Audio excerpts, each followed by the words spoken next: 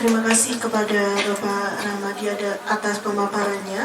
Kemudian untuk pemateri yang terakhir kepada Bapak Dr. Atoila, saya persilakan.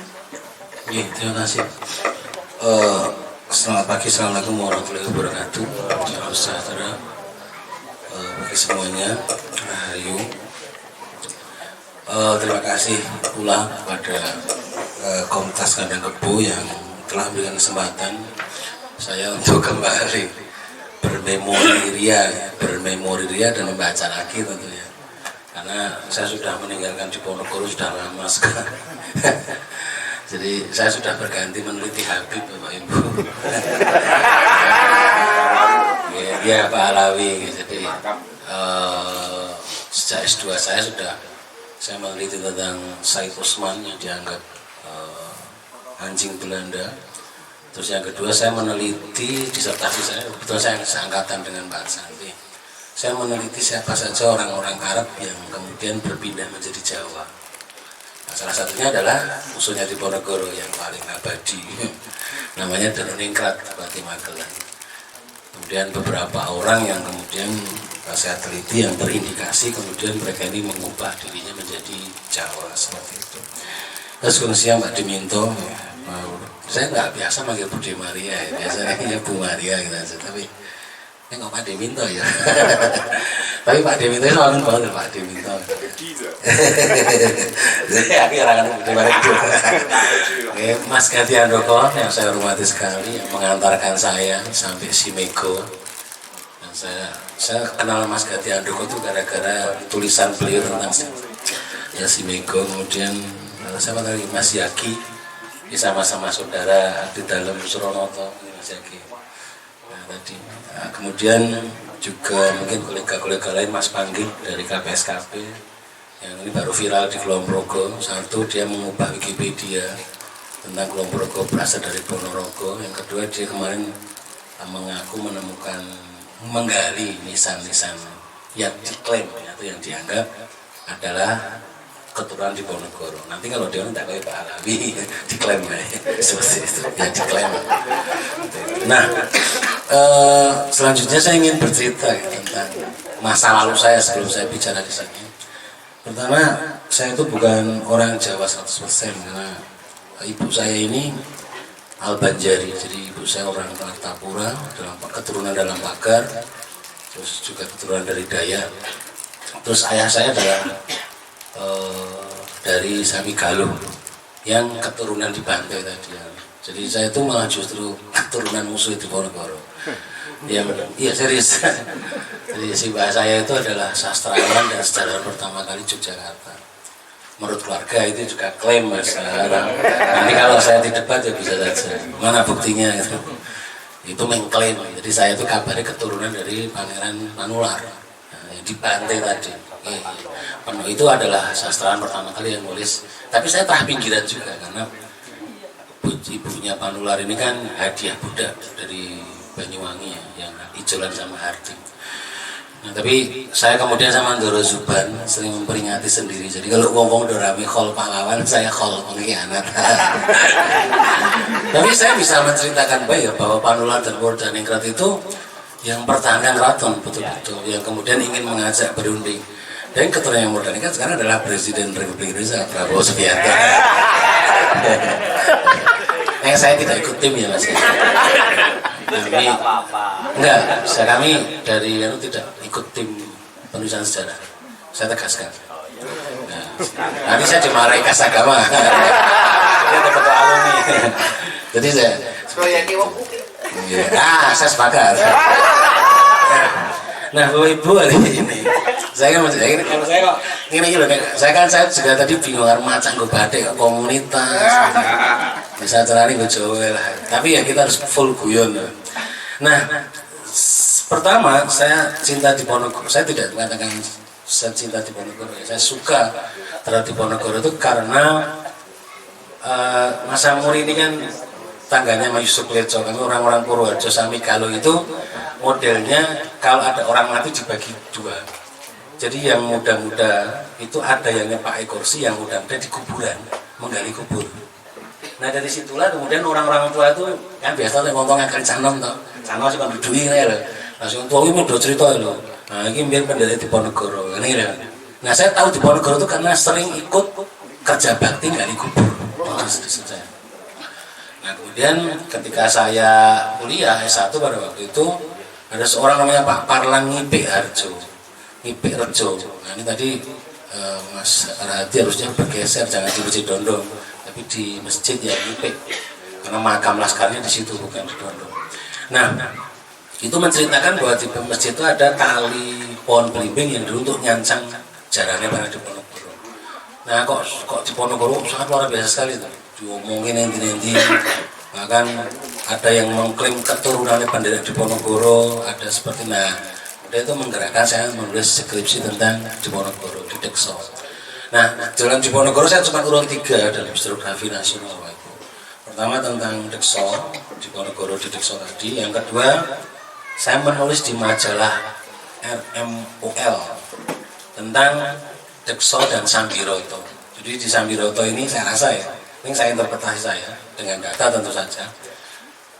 Saya melihat Diponegoro sebagai manusia biasa sebelum dia ingin, kan pertama dia ingin bunuh diri, ketika malu nggak bisa baca dan nulis kan. Kemudian juga dia ingin bunuh diri lagi ketika cita-citanya di Mekah tidak disampaikan oleh Rubs. Tapi tidak ada Diponegoro yang menjadi manusia kecuali di Sambiroto. Dan saya Bapak Ibu hari ini kalau hujan deras gerimis itu saya sering menyendiri di Sambiroto.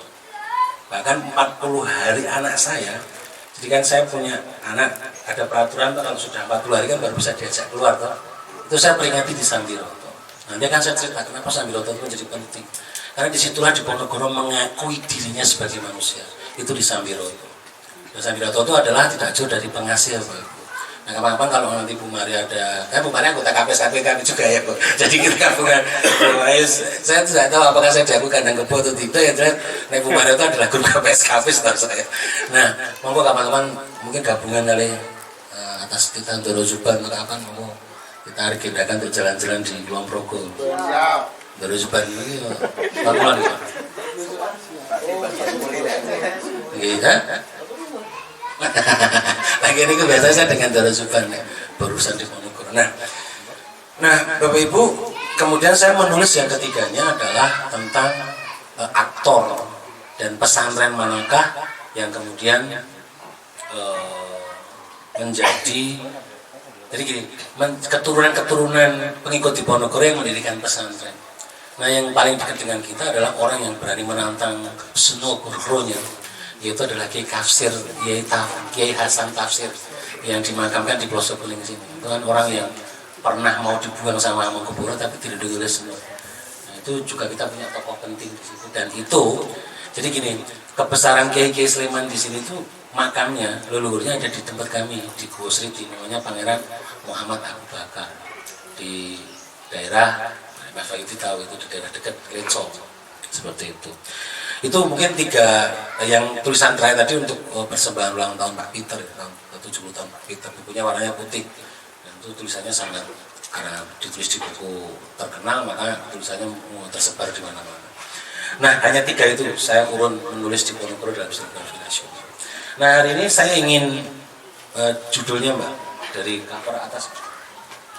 Nah saya ingin menyampaikan pola-pola perlawanan Indonesia yang sangat khas. Pertama didukung, kemudian kedua ditinggalkan, yang keempat diserahkan. Nah, kenapa saya memiliki judul ini? Saya tidak pernah melihat seorang pahlawan yang sampai hari ini saya bisa di kuburannya itu bisa geleng-geleng kepala, kecuali 2 makam. Ya, pertama adalah Cut Nyadin. Nah, Bapak Ibu ketika saya di Leiden, saya membaca banyak arsip-arsipnya Cut Nyadin. Kemudian setelah dari Leiden saya itu nada, begitu saya nanti turun ke Indonesia, saya sampai di Indonesia, saya harus ke Sumedang. Jadi Sumedang Bapak Ibu tahu, Cut Nyadin itu buta, terus ngelesot Bapak Ibu. Jalannya itu ngelesot dari rumahnya yang dia singgah ke masjidnya Kadipaten untuk mengajari ngaji istri bupati, istri patih, istri sekda gitu. Dan sampai meninggalnya dia dikuburkan di sebuah bukit dan tidak pernah diketahui kalau dia Cut Nyadin.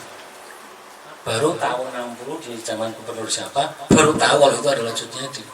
Dan dia itu dibopong sama orang yang menjual dia ke Belanda, dibopong dari Batavia. Itu 4 orang Bapak Ibu, selama 3 hari digendong. Itu adalah Cut Nyadin yang sangat besar. Jadi perempuan yang ditakdirkan kewer. Karena awal pertama kali dia menikah dengan orang yang benci dengan Belanda, mati. Dia menikah lagi dengan lelaki benci Belanda, mati. Jadi istri suaminya 2 itu semua benci Belanda dan mati. Jadi dia janda 2 kali dari orang yang benci Belanda. Dan saya rasa saya tidak membandingkan di Ponorogo tidak menikmati, justru di Ponorogo menikmati pernikahan ya, karena banyak perempuan. Bahkan dia ditolak perempuan di Magelang, dia ditolak di Manado, dia ditolak kan. Nah tapi Cut Nyadin tidak mengalami seperti itu. Cut Nyadin justru dia gagal dalam cinta dan gagal dalam perjuangan. Dan dia karena Bapak Ibu mata saya ini dua-duanya sudah operasi katarak. Dan hari ini mata saya ini lecek, lensa saya off. Nah, tanggal 4 besok operasi. Nah dari situ saya juga bisa merasakan bahwa Cut Nyadin itu kemudian sama anak buahnya ya diserahkan. Karena anak buahnya sudah nggak lihat, itu Cut Nyadin itu semangatnya masih hore. Tapi anak buahnya tahu loh dia sudah tidak mampu, ya udah diserahkan ke Belanda. Nah, nanti saya akan menyampaikan siapa saja yang menyerahkan Pangeran Diponegoro kepada Clarence. Nah satunya ada Sayyidnya nanti yang ada berita. Makanya ya itu penting loh Pak, kajian Pak Alawi itu juga penting. Oke, next ya. Pertama ini persiapan apa itu? Nah saya tadi ngobrol sama Mas Wahyudi bisik-bisik. Dan saya kemarin mengikuti ya acara yang di Prabusnas dari ketika Ngarso Dalem mengatakan bahwa menurut Ngarso Dalem bahwa apa yang dilakukan oleh Hamengkubuwono IX tentang mendukung Republik kemudian menjadikan Yogyakarta sebagai ibu kota itu adalah warisan daripada Pangeran Diponegoro. Nah, saya ingin menyampaikan di sini Bapak Ibu bahwa kemudian kemarin Pak Peter juga menyampaikan ada seorang perwira tangguh, cakep, ganteng yang sangat luar biasa, yang sangat mengidolakan Kiai Joyokusumo. Namanya adalah TB Simatupang, yang kemudian dia orang yang sangat mengikuti pola Diponegoro sampai bermarkas di Samigaluh seperti itu. Nah, pertama akan saya agak cepat Diponegoro berjejaring dengan saya, ini bahasa saya, santri priai. Bukan karena saya adalah keluarga saya keturunan dari penghulu Moksin Kangal Tunika, tidak, tapi saya ingin menyatakan bahwa santri priai ini adalah istilah yang saya ciptakan sendiri. Nah, siapakah mereka? Adalah juru kunci makam, Demang, Pegel. Nah, ini ada Kiai Melangi dan Kiai Aspio Keweron, Kiai Tartoya. Nah, Kiai Melangi yang dimaksud ini, Mas Wahyudi saya singgung tadi, namanya Kiai Salim bin Nur bin Sandio, yang makanya sekarang ada di Mantingan, yang sama waktu awal dihormati dengan nama Mbah Kiai Raden Sahid Mantingan Salam. Nah, kemarin kan Mas Wahyudi dan Mas Riki kemarin juga ada acara bubaran di sana kemarin, di mana di Kebun Makna. Itu dekat sekali. Dengan dia juga dekat dengan ulama-ulama Pajang bernama Syekh Ahmad. Ini Habib Bapak Ibu. Yang kemudian Mudo Wiryo Dikromo Jo Muhammad, dan beliau juga anti dengan Poros Danurejo Wironegoro yang selalu mengatur Hamengkubuwono ke. Nah, kemudian Diponegoro itu dituduh, sebenarnya ini Diponegoro konsep seperti ini itu karena warisan kisuhnya sejak munculnya Kanoman dan geng Kasepuan ini mewarisi Diponegoro terlibat dalam mewarisi permusuhan itu. Nah, kemudian dia dituduh sebagai orang yang meracun keselai Hamengkubuwono sekawan. Jadi semakin marah kan di situ. Kemudian juga dia juga mendukung Ratu Ageng dalam menolak Pakualam menjadi pengganti, juga menolak permintaan Residen Desalis untuk menjadi Sultan. Jadi dia juga malas sekali menyembah Sultan kelima ya, karena umurnya 2 tahun. Dia ngugemi ngendikannya Mangkurat Setunggal bahwa raja itu adalah sudah menikah, tidak umur 2 tahun. Dan dia juga menganggap ada darah Suropati di dalam HB ke-5. Nah, kemudian ini yang paling wagu Bapak Ibu adalah kemudian ketika pas ada tanda tangan gitu, niku ki kan tanda tangan ki Diponegoro ini nih, aku ra iso maca tulis langsung Pakualam 1 sinis. Bapak Ibu perlu diketahui gitu, bahwa bangsawan Yogyakarta yang pertama kali brilian, cerdas, pinter dan bisa baca tulis Latin itu adalah Notokusumo. Dan Notokusumo itu adalah jubirnya Yogyakarta ketika misalnya ada pertemuan di Semarang, di mana-mana, dan dia itu menguasai beberapa bahasa. Dan dialah juga seorang pangeran yang meninggal dengan konsep terbeloknya itu dilindungi bendera, yaitu bendera Belanda. Jadi bisa dibayangkan bagaimana mangkel di Ponorogo, misalnya kon tanda tangan Latin, ora iso. Jadi saya sedang meneliti sebuah kelurahan namanya Ngargosari. Nah, kelurahan Ngargosari itu ceritanya ada lurah lokal. Lurah lokalnya menang pemilu, Bapak Ibu. Pilkades itu loh. Nah, udah syukuran belas sapi dan sebagainya. Nah, Pak Bupati Kulon Progo itu teko. Nah, Bapak Ibu ingkang dados bupati sinten? Niku Mbah Harjo. Coblosan menang. Nah, sing nomor loro ini kalah. Nah, karena isu dia pendatang. Nah, ketika Pak Bupati minta tanda tangan, ternyata Mbah yang pertama tidak bisa. Karena buta huruf. Akhirnya yang jadi lurah siapa? Yang nomor 2 yang kalah. Bayangkan pengalaman yang terjadi di Ngargosari ini, Sami Galuh ini dialami oleh Diponegoro. Mantap banget dari wisim dan dia ingin bunuh diri dengan itu. Jadi seolah di situ sudah terlihat, Bapak Ibu, nek ming iso nulis pegon karo Jawa ki isih kalah beradab karo sing nulis Latin. Seperti itu. Lah iki makanya Diponegoro teko ngendika aku ora iso nulis. Waduh ditertawakan karo Notokusumo. Seperti itu. Nah, Bapak Ibu, kemudian ya, tapi ini catatan seko Pak Jamhari karena memang skripsi saya dan tulisan saya Sambiroto itu saya lebih pendekatan ke militeristik ya, bukan ke pendekatan saya lebih pendekatan militer ini seperti aja. Nah, persiapan perang Diponegoro disiapkan 12 tahun Bapak Ibu. Jadi tidak main-main ini. 12 tahun uripe Diponegoro iki minggu entek mikirke arep perang. Kita 12 tahun mikir ki rampung ke sekolah. Kita pindah-pindah lulus barang-barang konten. Lah karena jadi bayangke kalau membayangkan otak beliau ini setiap hari niku mboten mungkin otak scroll HP kayak dhewe. Merapian cover ngene mboten. Saya yakin dia enggak scroll tadi anane meng golek kanca, golek pendukung, golek duit, golek utangan, ngono-ngono iki. Anane ngono terus 12 tahun bayangke. Dia tidak bisa tenang hidupnya. Dan 12 tahun ini dia mempersiapkan yang namanya pembuatan pabrik mesin di Geger. Saya curiga ini di daerah Sejiwan, Purworejo. Nah, Bapak Ibu juga ada pengerahan pembelian gelagah. Atas gelagah bukan rumput gelagah ini. Ini besar-besaran yang Remame, yang daerah Salah. Remame ini adalah ibu kota Kabupaten Probolinggo yang kemudian saya menjadi luar. Itu kan kabupaten. Nah, itu juga untuk bahan mesin. Lalu yang kedua, ini adalah pembuatan mesin di daerah selatan Yogyakarta. Kita tahu semua ini ada di daerah Serandaan yang kemudian pembuat mesin di HP5 ini kemudian disebut yang Mudahir yang meninggal dimakamkan di Nanggulan Jati Sarono di belakang Koramil Nanggulan. Nah kemudian juga membuat di Paraan, Gunung Kidul dan Kembang Harum. Kembang Harum begini Mas dan Turi ini. Nah, saya rasa langkah yang dicontoh itu seperti mirip Sultan Agung. Kemudian ketika akan menyerang Batavia, Sultan Agung mengimpor ahli-ahli Portugis untuk mengajari membuat mesin juga. Ini langkahnya dan bahkan ada informasi strategis dikatakan bahwa mesin itu didatangkan dari Gresik. Ada yang mengatakan juga kabarnya mesin itu dikirim melalui muara Sungai Kaliprogo dan Pogowonto. Jadi ini tidak perang Mak Bedunduk itu bohong ya. Karena kalau Mak Bedunduk tidak mungkin 5 tahun Bapak Ibu. Hari ini Mak Bedunduk ya kaya pemberontakan kayak Ageng Sopo ngono kuwi lho. Ming rong dino langsung rampung dan sebagainya. Ini enggak ya. Banyak ya contoh kayak Ahmad Sleman. Terus apa lagi nggih? Pemberontakan kayak Ahmad Sleman di Nanggulan. Terus pemberontakan sing kayak petani Banten itu cuma 10 hari selesai. Ya? Iya. Kedua, terus ini Mas, kita dari Mas Ayu Tipayu Nah, kemudian ini ada berita menarik. Saya nggak tahu caranya apa melalui grup WA, apa grup Facebook, komunitas Segatan Jogja atau apa. Itu ada informasi adalah instruksi untuk membeli beras atau gabah dengan jumlah yang sangat besar. Saya ada, walaupun ini Mas Ewan Raum bantu gitu.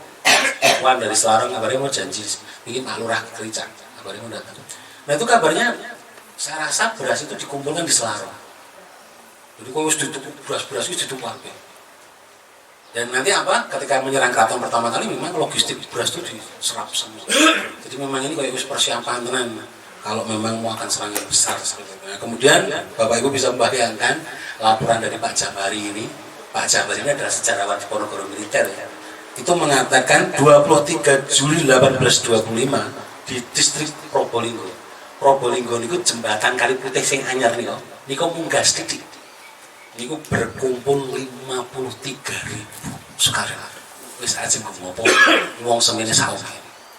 Niku siap ready mendukung perang itu. Bayangkan Bapak Ibu saya sampai heran. Tapi setelah saya logika, Bapak Ibu tahu ada desa kecil namanya Kewerong di belakang Berasi Ramayana Muntilan. Itu ada kiai penting di situ namanya Kiai Aspio yang memang satu-satunya orang pada waktu itu yang bisa menulis Quran. Dan dia adalah penasihat perang pertama kali yang sebelum Kiai Mojo dan meninggal kemudian dimakamkan di daerah yang disebut Sukutogiri, Sidomulyo Pengasih. Bapak Ibu kalau, nanti saya akan ceritakan apa cita-cita beliau terakhir. Yang kemarin malah tidak dijawab Mas Roni di 200 tahun di Perpustakaan Nasional. Next. Nah, ini adalah kalimatnya dipuja dan didukung. Bapak Ibu, kita harus tahu bahwa Mas Mbak semuanya ketika 20 Juli itu sudah berkumpul 1.500 orang di Tegalrejo. Dan itu banyak sejarawan seperti Pak Peter mengatakan Tegalrejo itu pengusaha tambak, pusat padi, saya ono mangking Soragan, kira-kira. Karena saya pusat-pusat kuliner loh, pokoknya payu dan asal itu nih. Jadi kan Bapak Ibu bisa pelajari nggak? Kalau ono rumah makan kok luwih tolong sasi rapayu bisa jadi rapayu. Contoh Bapak Ibu berani kok mendirikan rumah makan yang sejak rapayu Bapak Ibu. Sing ono sing payu mesti kenal pot, batrek, mau payu. Serius kok, setiap daerah ternyata ada sejarahnya. Kok ya seperti itu ya. Loh. Bapak Ibu kata jenenge Bandungan niku. Loh, kuwi dipindahin Solo tiga ya apa ya? Ya ono sejarahnya Bapak Ibu bener iki. Mun terus ki ngene, makan darah namu nih. Bapak Ibu udah itu ya. Saya membuat terminologi ya, berkumpul para priai santri. Ini nonton Pangeran Mampu, Adi Negoro, Pak Nular, Adi Winoto, Suryo Dipuro, Blitar, Kiai Mojo, Ronggo, dan sebagainya sudah berkumpul semua. Aku yakin, ini mesti tahu grup WA nih. Yakin mas. Ini ngumpul ini ngopon loh, Budoro Dibur ya mungkin. Nek nggo sisik melik wong siji kon mlaku ya ora mungkin. Nek kok iso kompak saya ya, pada waktu itu apakah sudah ada WA wae? Kok iso kompak ngono lho. Jarane gendong. Kok apakah mereka itu telepati kebatinan? Padahal setiap batin orang kan beda kan. Tapi kok iso ngompake wong kaya ngono lho. Ratusan wong itu dengan teknologi apa? Ini nek sajane ono mencoba jadi dokter baru tenan kuwi. Seperti itu. Nah, kemudian ini juga di Ponorogo menyampaikan pesan Bapak Ibu untuk perang jihad, yaitu wilayahnya Kedu, Bagelen, Banyumas, Serang, Serang, Magetan, Madiun, Rajepesi, Kertosono, Brebek, Rowo. Bapak Ibu, selama nanti saya dikritik ya, ditambahin nggak dikritik. Saya belajar di Ponorogo, saya adalah orang yang mungkin hari ini punya Java Orloh terlengkap karena itu adalah database saya. Saya kan Java Orloh dulu baru dapat di Ponorogo. Saya tidak dari Babat karena yang saya tulis kan markas perang, jadi saya harus membaca Java Orloh.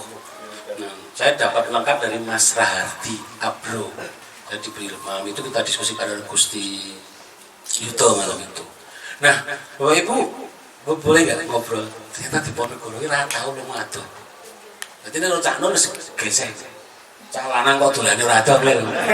Di Ponorogo itu paling jauh, setahu saya itu baru ke Pajang. Itu ngedeke adik ngaji. Saya yakin sekali di Ponorogo itu belum pernah ke Semarang. Dan perjuangan di Ponorogo yang paling jauh itu jumlah perangnya itu dia juga sampai Pajang. Itu untuk ke utara. Ya, sing ke utara kita sampai Pajang. Sing ke barat itu paling jauh sampai Remo Kamal. Loh, sing berontak kayak dikit-dikit sapa ki anakku bae kabeh. Dan ternyata tahu nggak apa Ibu? Di Ponorogo nyekel banget ketika emang kelas tunggal. Sopo wae anak turunku nyebrang kali Bogowonto, kalah. Berarti nek mau nyebrang Bogowonto, itu tidak perlu bahas iki. Serius. Berarti di Ponorogo itu misalnya posisi dari Kulur hari ini di Bandara Iya, dia harus munggah dulu sampai Purworejo, Wonosobo, Kali Kajar, baru turun lagi ke Purworejo. dia megang itu. Maka Diponegoro jadi tidak lincah karena wasiat itu. Padahal dia kalah. Jadi, seperti itu. Jadi saya pelajari mau berarti Diponegoro ini sosok wong sing karepe iki yo basbet ning yo nyekeli aku gerak dulu iki. Berarti yang ngegas yang ngopling nggak cepel kan. Itu loh. Dari kampanye di lain sisi. Contoh sebenarnya apa yang membuat dia pisah dari Kiai Mojo? Kan janji nih. Nah aku ngewangi dirimu, engkau kowe ngewangi aku ngerebut pajang ya. Tapi Diponegoro juga tahu diri nek ngerebut pajang. Wong saiki wis sing ngrobe aku Mangkunegaran karo Surakarta kok. Nah, akhirnya Kiai Mojo tidak dituruti kan. Nah dari situlah Kiai Mojo wegah kan. Nah seperti itu Bapak Ibu. Itu kan logikanya perang seperti itu. Ya, next. Nah sekarang kekuatan pendukungnya Diponegoro itu sak ndaya sebenarnya Bapak Ibu. Ini klarifikasi loh, tidak selengkap skripsi saya nih. Nah kalau mencatat ada lebih 50 pangeran. Niku sing begelen sapa sing lowanu sinten sing wedok sinten sing gowong sinten. Nah, nomor 4 ini Bapak Ibu makamnya sekarang ada di depan kantor Kecamatan Bruno dan sangat dimuliakan sekali. Bahkan kaya Pak Toifur terus Pak Toifur Mawardi Purworejo, pondok-pondok pesantren seperti itu mengklaim keturunan beliau. Jadi pesantren-pesantren di sekitar Kalijari dan Bogowonto itu nek tak delok sisi lain kabeh mesti mlayu Gajah Permata. Nah, karena saya sedang meneliti Satoriah di Baglen, sekarang saya sedang riset di daerah itu. Nah, pindah sekolah, pindah ya. Nah, Bapak Ibu juga nih Kelangon, kenapa kok Niaga Islam dikubur di mana? Di Kalibawang karena ini. Banyak, mau dicek silakan sepanjang itu. Rambiroto, ada Gunung Kidul, ada Pajang, ada Sragen. Dan Bapak Ibu perlu ketahui, Diponegoro ya lucu banget ya. Bareng ngeklaim dia dadi raja kok. Wes aku dadi raja sultan to. Langsung ngene iki, ngangkate ngene iki. Sapa wong sing tak tunjuk iki kena nganggo payung kuning. Padahal ora oleh nih. Hape ra suwarang bisa pakai kayu kuning. Ping pindhone tak kei 1000 prajurit golek dhewe. Ping pindho kan gitu. Yo ping pindho tak kei 10.000 wong golek dhewe kakak. Terus juga dikei piagam. Sing ditunjuk ora bangga banget mboten. Bangga banget tuh. Toko-toko langsung oleh payung kuning, duwe 1000 prajurit undang Galuko. Perintahnya adalah desa ngendi wae sing ora Jumatan rampas. Saya ulangi, atas titah Kiai Mojo, desa manapun yang tidak mendirikan sholat Jumat kena rampas. Tapi nek sing sholat Jumat di jalan aja dirampas. Nah, Bapak Ibu, kira-kira sebagai sejarawan ya, wong-wong iki kajilbaban tahun pinten? Kula meneliti buku Kiai Haji Ali Mansur. Kula takon bunyai Krapia. Bunyai niku lho jilbaban lekas bar revolusi Iran. Ayatullah Al-Khomeini. Bapak Ibu, wonten sajadah mulai kapan? Halo, sajadah lho. Akhirnya Jumatan ada kemaki gue sajadah lho. Itu mulai kapan? Mulai meninggalnya Ibu Tin Soeharto. Serius? Sudah ada penelitiannya. Jadi nek kowe do gaya Jumatan kuwi ajane ngantuk butin kowe iki. Dan alias kowe iki mangkune.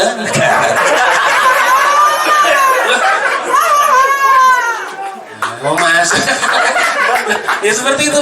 Berarti mbak-mbak sing saiki wis sarai iki sarai 70-an. Ora kafah zaman Nabi kafah sing Nabi. Delok jilbabe punya Amadala. Delok jilbabe ruko-ruko ngono kae. Sing saiki rabani ngene yo ketok. Sekolah nek ora tekane sing sulih-sulih. Oke, selanjutnya kemenangan dan kegemilangan Bapak Ibu. Niki kemenangan-kemenangan Pangeran Diponegoro nggih. 16 April Pangeran Diponegoro. Nah, kerennya Diponegoro siji. Diponegoro iki hobi sekali dolanan petilasan. Misalnya dia percaya banget nek peleret itu suci gitu. Dia senang sekali seperti itu. Termasuk yang gawe di Candi Prambanan go Bali bareng. Lho gitu. Kan banyak barang-barang artefak di Prambanan yang dibawa pulang ke Tegalrejo. Banyak yang dibawa pulang ke Tegalrejo. Nah, kemudian juga menang di pertempuran Kembang Arum. Kemudian juga menang menyerang markas Dekso. Dia menang karena bisa lari. Terus serbuan Sentot ning Kasuran Segan. Terus serbuan di Lengkong yang diceritakan Mbak Harsanti tadi. Juga kemudian pertempuran di Diponegoro dengan Libron ini juga menang. Sampai Agustus 1826 dia berhasil merebut Delanggu. Dan nah ini nyuwun sewu Pangeran Diponegoro sempat terluka. Nah, Pak Ibu kenapa Dalangu yang direbut? Karena beras exactly, karena wedi dan Dalangu. Jadi di Ponorogo itu cerdas banget. Jadi orang lemeng, kalau di Ponorogo menanding gunung itu njur apa? Ya ora strategis. Nah, gitu. Nah, kecuali butuh kayu jati, gitu. Tapi di Ponorogo mesti golek tempat-tempat yang kira-kira dia unggul di situ. Nah, Bapak Ibu tahu nggak kenapa di Ponorogo kok terluka Dinggawa? Halo? Karena begini bar picetan, halo, gitu, oleh nyonya Cino, esue niku langsung terluka. Nah ketika pulang Bapak Ibu, teng Sambiroto, Bu Ratna langsung aduh, yang tadi gue aduh, pokoknya ini, kenapa? Bu Ratna sudah punya firasat. Kang Mas itu mungkin mempan peluru, kecoba Kang Mas, citra. Nah, bojone niku susah banget nesu. Mergo bahkan istrinya itu tidak merawat lukanya pangeran. Maka kemudian pangeran Teng Sambiroto menyesali perbuatan itu. Makanya kan saya mengatakan kenapa Sambiroto penting buat akhirnya di Ponorogo ngakoni ngopo tok aku dadi menungso kebakhilan malah pijetan karo nyonya Cino. Jadi aku mempanjur bojoku, akhirnya bojone saking lukanya itu Bapak Ibu, niku meninggal. Saking sakit hatinya karena melihat Pangeran Diponegoro. Dan Bapak Ibu, kula wingi sempat mengunjungi mambu-mambu niku. Sekarang maksudnya mambu-mambu Putri Cina itu. Ini saat ini dados pemandian Kedaren, Klaten. Tol nanti ke pit apa sih lintas ketemu nih loh Prasasti Gempa Baru tuh kok angan Jatinom searah terus saat derenge umbul apa sih terkenal di Ponggok niku sebelumnya mungkin wonten Kedaren Kendaren ya nah di situ pijatannya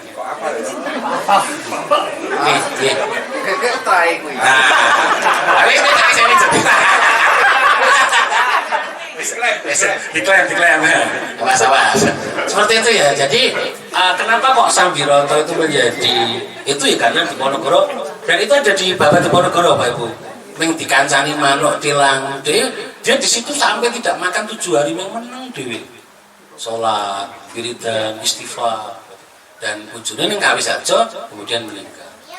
Nah setelah itu di Ponorogo tidak kembali lagi. Nah yang Baban itu ada cerita lucu ketika di Ponorogo Batu Cetan itu kan nonton meriam tuh. Nah itu kan di Ponorogo biasanya wani yang tadi itu orang di Ponorogo itu aling-aling wet cilik logikanya nggak masuk kan nonton wet cilik itu gue Indro padahal logikanya kan ramu mungkin nih betulnya kan arung Indro betulnya wet sih jadi mungkin di Ponorogo sudah merasa aku salah lah anak baik yang beli nih anak baik yang beli nama di Ponorogo ini kok itu babat di Ponorogo lucu banget cerita nih jadi pangeran saking bingungnya nanti berlindung di pohon kecil.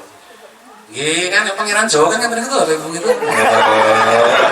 Karena pangeran kok tulus itu tuh pangeran Jawa. Ya ora celutak ora.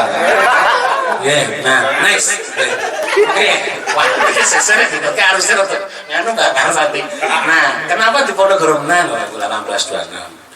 Ya tadi kan selama pulau studi di Ponorogo itu saya hanya mengatakan di Ponorogo itu menang hanya 2 tahun 3 tahun setelahnya kalah. Nah, 1826 menang pertama intelijen Belanda itu meleset Bapak Ibu. Jadi sebenarnya intelijen Belanda Noel sudah tahu nih ini akan terjadi pemberontakan. Ning intelijen pada waktu itu ralek saset gitu.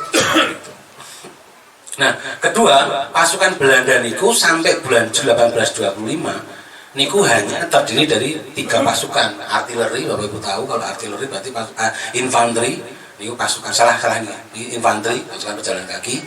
Yang kedua huzar niku kavaleri pasukan berkuda niku sing diwarisi Mangkunegara kali Pakualaman legium niku antara niku.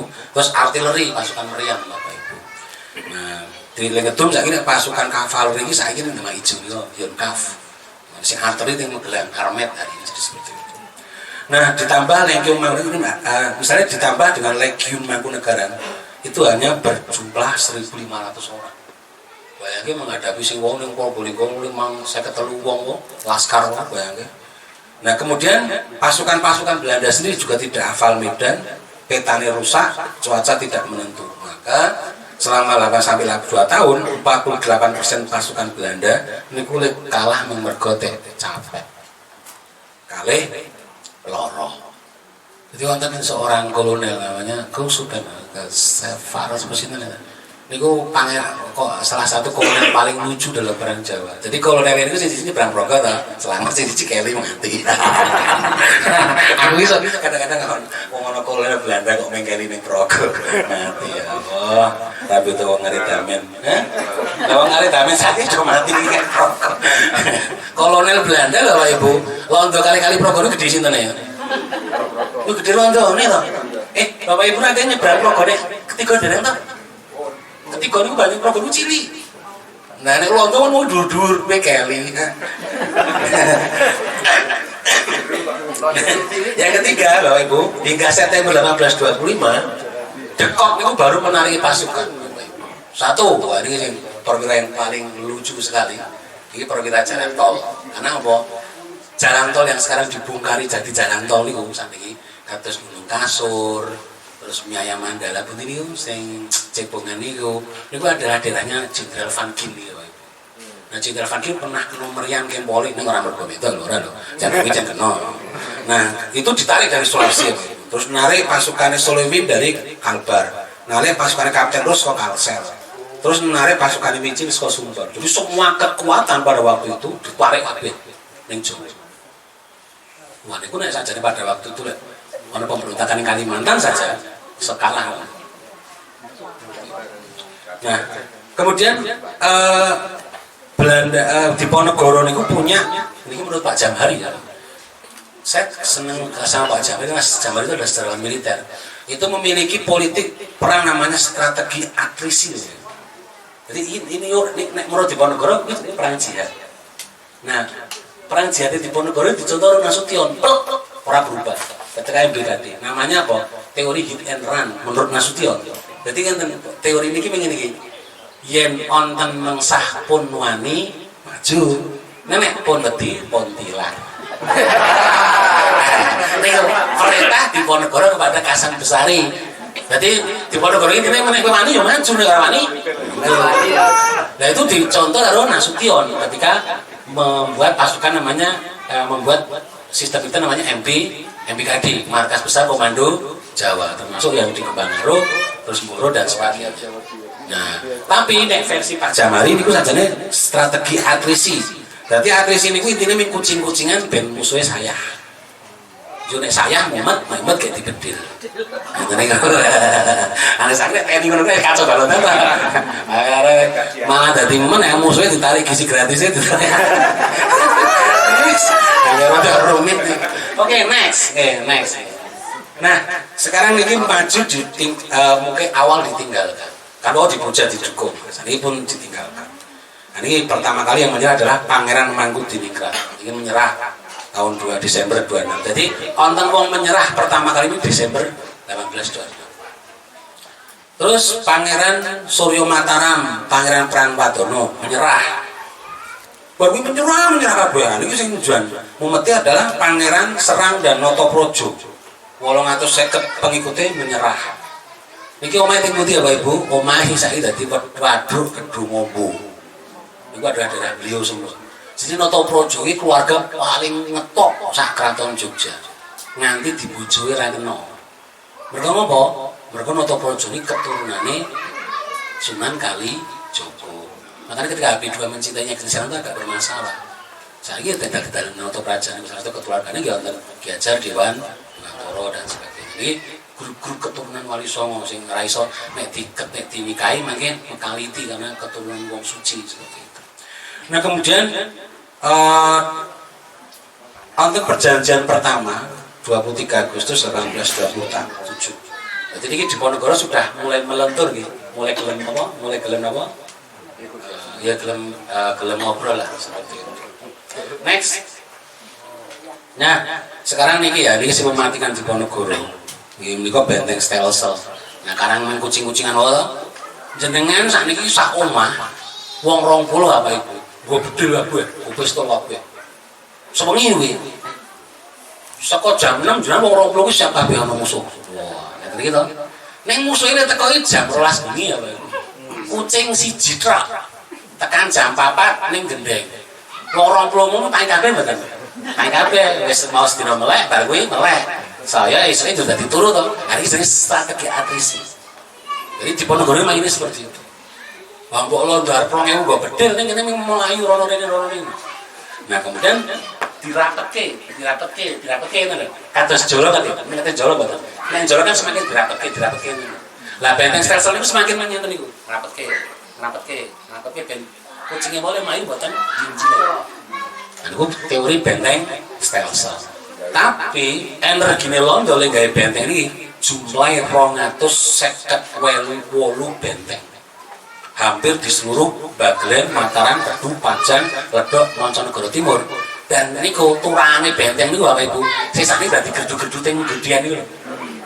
Salah satu sing paling sip niku teng Pisangan Bapak Ibu. Pisangan niku perapatan beran, mandap wonten jembatan. Bar pom mengke kiri jalan. Niku wonten benteng setunggal. Budur daerah Brongsongan bisa wonten. Nggih, niku digunakan. Nek Bapak Ibu mengke numpak sepur arah Sumpyuk patah. Niku pikiran benteng-benteng. Niku turun benteng-benteng. Dan niku yo paling ini digunakan ansik saat ini. Seperti itu. Next. Nah, sekarang ditinggalkan. Wah, pun niki lekas. Niki kacau ya. Pertama Pangeran Noto Diningrat menyerah, Pangeran Aryo Papak menyerah, Sosro Dirogo menyerah, Kiai Mojo menyerah, Lurah Mas Lurah ki mandeg menyerah. Temenggung Banyaketi menyerah, Pangeran Mangkubiran putranipun menyerah, dan eleke Bapak Ibu. Wah, sebagai warga Kulon Progo ini nganti sing. Yang menyerah kabeh ning Kulon Progo. Kiai Mojo yang menyerah ning Mengasih. Sentot yang menyerah ning Sentolo.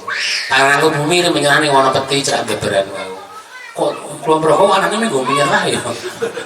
Termasuk di Ponorogo ngakoni perbuatan dosane ya menyerahi ning Sambiroto. Menyerahi ning ngono kabeh. Ora ning Sleman ngono lho. Yang menyerahi ning Kulon Progo dan itu mempengaruhi nilai kemiskinan lho.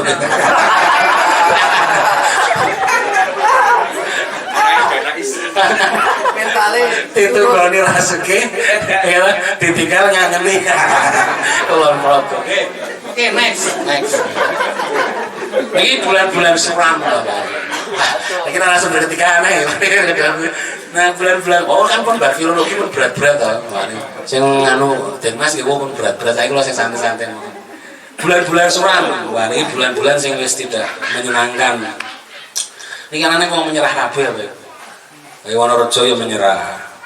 Terus Sumonegoro menyerah. Terus Wonopeti menyerah. Nah, iki ya puncak dari segala puncak adalah Diponegoro Kewer itu adalah meninggalnya Pangeran B. Jayakusuma. Di sini gua akan mandek Bapak Ibu. Kapan kandang kebun ajeng nguji kempol bersama-sama kapan ke Kokap. Wonten daerah niku jenenge daerah Sengir Bapak Ibu.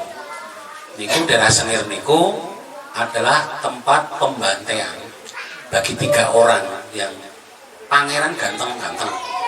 Siapakah? Pangeran B. Jayakusuma. Pangeran B. Jayakusuma itu adalah putra Habibie II dari ibunda tercantik bernama Sumarsonowati yang keturunan Tionghoa. Nah, jadi wis bengi kuwi malam itu tuh Pangeran B ini klambine wis Jawa biasa. Kalih putrane niku dicegak. Wis apa kowe? Aku memang biasa kuateni kabeh. Tapi begitu sirah niku dijunjung, dibetot kengal-ngalon Projo, kok ganteng ya. Kok kalau sirah liyane sirah 3 niku dibanding-bandingi. Kok beda itu. Nah, besok paginya wonten rondo telu wong wedok nangis kabeh ing ngisor tombak. Paham? Karena kan sing ditombak kan sirah tok. Awake ditinggal ning Kokap. Jadi mangke ziarah jenengan ziarah teng Sengir niku banyak badannya. Nah, waduh, lagi bojoku langsung Diponegoro marah. Dan nggak tahu kenapa ya, Diponegoro niku setelah kehilangan satu niki langsung lelah dan lemah. Ya ditinggal Kiai Mojo iya. Nah, ditinggal Kiai Mojo mungkin kekuatan santrinya menurun ya. Tapi kan perlu diingat, kekuatan santri Mojo itu kan datangnya dari Pajan Bapak Ibu. Jadi dia tidak butuh banget kekuatan Pajan. Tapi ketinggalan B. Jayakusuma ini langsung kewer. Nah, mungkin ini sebagai refleksi penting ya. Panglima terbaik Diponegoro itu adalah Pangeran B. BI Jaya Kusuma dan ini kok tidak jadi pahlawan ya? Apa temboknya Cina? Kok sing jadi pahlawan yang sentot? Ada sentot kira mati loh, kecekel loh. Ya mungkin Arab ya. Yang kedua, kok sing jadi pahlawan ini Kiai Mojo itu? Padahal Kiai Mojo ini kecekel loh. Pahlawan kok mau berdamai? Ini jadi menarik ya. Tapi BI Jaya Kusuma dimutilasi. Nah kemarin Pulau menguji seseorang bernama Bagas yang menulis tentang Hari Jadi Purworejo Kisruh. Ini kan menulis tentang Bapak Gedung Kebu bersahkan Sinai. Bahkan yang membunuh ini hadiahnya adalah menjadi bupati pertama kali Purworejo, Cokronegoro. Bisa dibayangkan Bapak Ibu? Yang tadi itu lebih pun nah, ini ya, tapi itulah sejarah. Nah kemudian Kerto Pengalasan menyerah, Sentot menyerah, terus kemudian banyak yang menyerah. Ini bulan-bulan menyerah semua. Tapi ini sudah bisa dikatakan di Diponegoro sudah.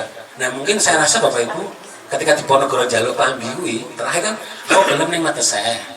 Nang aku tuh kono klambi yo. Jadi kan di Diponegoro iki linggen digoke ajane ngene lho. Biar bodoh, biar prajuritku ngerasake klambine anyar. Itu didatangkan gulungan mori yang banyak kali kacang kler, letnan kolonel kler.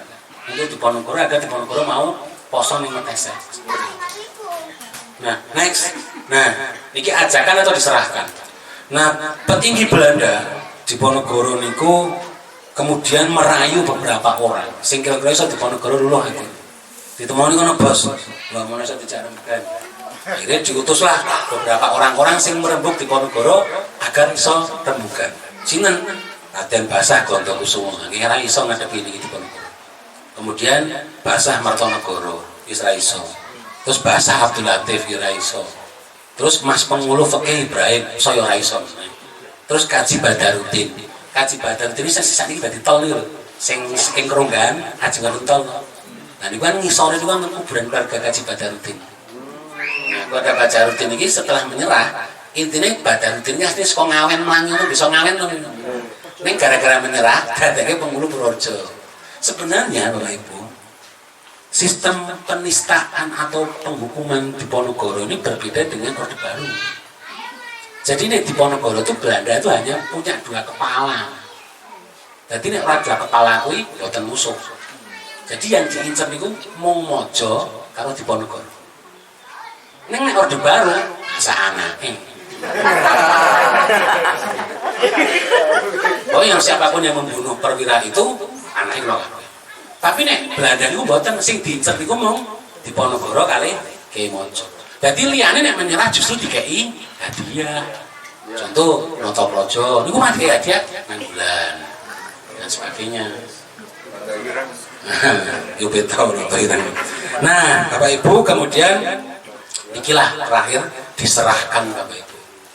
Nah, kemudian Kolonel Clarence niki sing iso basa Jawa, iming-iminge napa Bapak Ibu? Iming-iminge ya wis lah ora apa lah aku kok gelem damai ning pokomen aku nek engko ora nganu aku diajeki ya niku. Dadi iming-iminge adalah haji. Padha mawon to Bapak Ibu sakniki niku para kiai kon dukung partai A nek menang nggih tunggakke haji. Kemudian 16 Februari ya pertemuan kali Kolonel dengan Diponegoro. 17 Februari dikunjungi sekali lagi, terus kemudian kumpul teng Menoreh saat ini kita sudah Bapak Ibu. Menoreh niku Salaman basically. Jadi kemudian menjadi Kabupaten Temanggung. Nah, 28 Maret Diponegoro ditangkap Bapak Ibu. Nah, Bapak Ibu ketika Diponegoro ditangkap niku Diponegoro sebenarnya bisa mengangkat pusaka. Tapi sebenarnya ramalan Diponegoro mau kalah itu sudah diomongkan beberapa bulan. Jadi ya kalah ya. Dan memang Diponegoro sudah tahu sejak memberontak itu pasti akan kalah. Nah itu hebatnya Diponegoro di situ. Jadi kita bisa menilai 2 sisi juga. Nah, next. Nah ini adalah karya sing kula aturake Bapak Ibu. Tulane Diponegoro iki meneng kono kita. Jadi nek Diponegoro kok meneng tanah Jawa, tadi sing mau ngendikake Mas sinten Mas Den Mas tadi kan ya Mas. Ini perspektif ya Mas ya. Kalau ini pas kuliah pertama kali nonton pertanyaan seperti ini. Kenapa tidak ada gereja Kristen Sunda? Ya karena memang Jawa Barat tidak pernah mau menjadi Jawa. Jadi kalau Jawa ya berarti ini Jawa Tengah atau Jawa Timur. Jawa Timur pun hanya sampai Malang Bapak Ibu. Karena makanya sing Lumajang CS niku wis Pandhanungan. Terus yang mau Jawa Wetan ragil dari Jawa, dari ini kami gelemi dari Osing. Nah, seperti itu. Jadi perang Jawa itu sebenarnya juga hanya terjadi di wilayah kesultanan. Ora wani nabrak ning Kasunanan Mangkunegara ora wani. Makanya ketika Kiai Mojo Jali yo ning anu yo nglawan ning ngendi nggih gawe masalah yo diserang yo Kasunanan Pajan wedi. Karena di Ponorogo itu kenapa kok hanya berani di daerah kesultanan? Karena pengaruhnya dia sebagai pangeran kesultanan itu gede. Karena dia dituding Kasunanan pun kalah. Dia dituding Mangkunegaran nggih pun kalah. Apa-apa pemberontakan ngono kiri. Aman katuang niku. Tekan Gajah Mungkur dibangun, orang ono citan itu. Coba saya emang dolan teng mriku ono petelan di Ponorogo ono kiri, kok. Tapi nek Pacitan, Nganjuk, Madiun, daerah-daerah Sultan itu sangat terkenal. Wah, orang jenengan teng Bagulan Purworejo, Banyumas kedua di Ponorogo kaya gendera. Wah, ngurut jualan gawe patung gitu. Ngendi-ngendi. Main kelurahan banyak patung di Ponorogo adalah Pajangan. Kalau ngitung 19 wong itu nak hitung kuatane. Mau yo dan iki loro itu ngenten niku. Wah, tenan di Ponorogo niku. Ning kuwi yo ora keturunan. Next. Nah, Bapak Ibu niki buku-buku dari Pak Satman Tulus. Iki kula menanti Mas Ikhwan sing duwe selarong ora rawuh. Iki foto-foto di mana? Di Tegalrejo dan next. Niki adalah benteng stelsel Bapak Ibu. Niku pelayune di Ponorogo. Kados teng Kejiwan, Kali Cilking, Ngowe, Rangkalan dan sebagainya. Next. Semakin niku udah mati. Terus niki juga peta operasi tahun 27. Ini juga sama Bapak Ibu, ini sebagai bukti nih di Ponorogo tekan wilayah Monconegoro Timur Bapak Ibu. Tapi ini ada tarian Sing Banyumas. Jadi ini wilayah sing uyak-uyakan ini adalah operasi Pangeran Diponegoro. Maka kemarin pertanyaannya Mas Panggi, Mas apakah benar kijing-kijing itu sebagai kijing Diponegaran? Nggih, solusinya agar tidak ditemukan di Jawa Timur ya saya bisa. Ini di Jawa Timur ada metode kijing seperti itu, berarti kan tidak bisa terbukti. Jadi tergantung daerah. Ini kan trennya seperti itu. Next, ini adalah foto yang saya Bapak Ibu pas sebelum ketangkap, gambar ya berarti foto. Terus next, nah ini salah satu nisan ting padaan Bapak Ibu. Jadi ya aku dibeli. Jadi ada makam seorang bernama Sayyid Abdullah yang meninggal kena pedang di makam Padaan Salak Malang Banjarharjo Kalibalang. Dan makamnya saiki karang wong desa. Lek ngerti ning makame jenenge makam apa? Makam Tuan Sarip.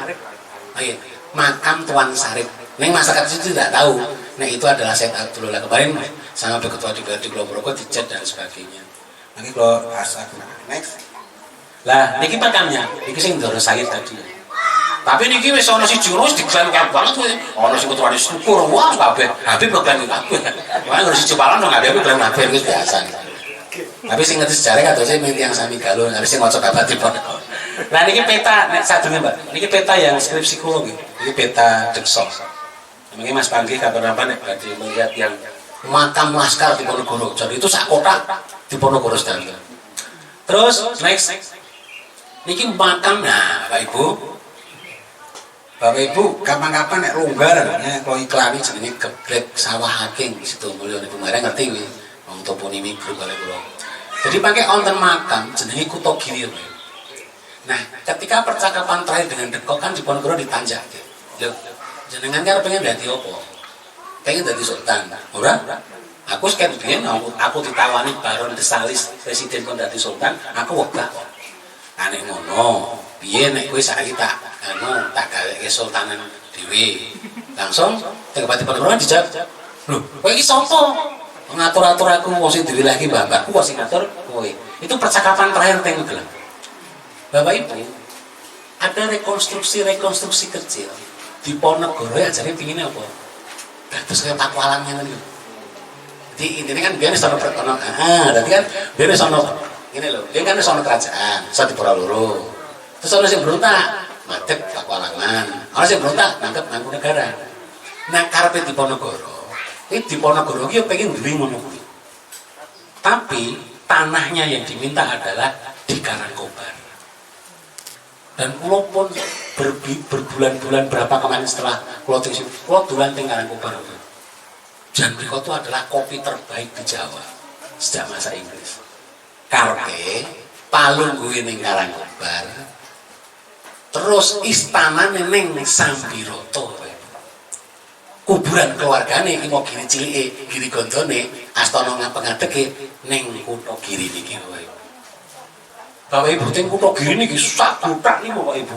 Niku kabeh mantune Diponegoro, anake Diponegoro, bulike Diponegoro, hampir lebih 20 nisan niku semua adalah keluarga beliau. Monggo kula dereki kapan-kapan nek badhe dolan mriko teng kutha Giri. Dan tempatnya sudah kayak jadi tempatnya kayak Imogiri tuh. Jadi kan Mangkunegaran kan duwe ning astana mengadeg, ya ta? Pakualangan duwe ning Giri Gondo. Nah, Diponegoro ya wis duwe ning kutha Giri. Ini makamnya sudah direnovasi oleh jamaah Toreko kali jamaah Keweron Budi Ramayana Muntila. Tapi tidak banyak dirubah nih.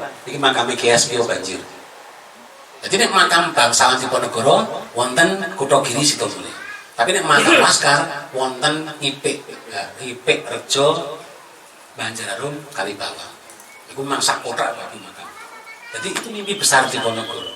Makanya kenapa Sambiroto menjadi torehan hati. Jadi sebenarnya dulu istananya pengen di Sambiroto. Dan ternyata setelah kalau baca babat-babat, niku cen alas ketonggo Sambiroto itu adalah istana yang diharapkan, istana yang diramalkan. Cuman pada waktu itu KB itu mau diterima Bapak Ibu. Ning Diponegoro ora gelem merubah gelare. Karena sultannya nek dia jadi Adipati Abdul Hamid dari Cokro mungkin bisa diterima. Tapi dia ngotot tetap sultan. Dan itu tidak bisa. Padahal dia ditawari sultan, dia tidak mau. Kan pada itu ditawari ke Mangkono 4 situ. Monggo jenengan. Boten rabi. Bisa dibayangkan ya. Dia pengen menjadi, jadi kita dalam hukum sejarah Jawa yang ada itu adalah Pangeran Merdiko. Orang sultan Merdiko. Ya saya rasa Gustalo wis lama adil jadi sultan ning Makmina ning Makassar. Tapi ning Makassar ya jadi sultan di daerah itu loh. Rumit jadi inilah rumit identitasnya perjuangan Diponegoro di sini. Nah, Bapak Ibu kapan-kapan wah aku pengen ngerus ke apa omongannya Mas Sato Ilah yuk kapan kita agendakan monggo kita teng Sambiroto dulu baru ke Karangkobar dan baru ke makam Kutha Giri. Tapi Kutha Giri ini luar biasa, makamnya sudah lengkap sekali. Dan ini sangat detail.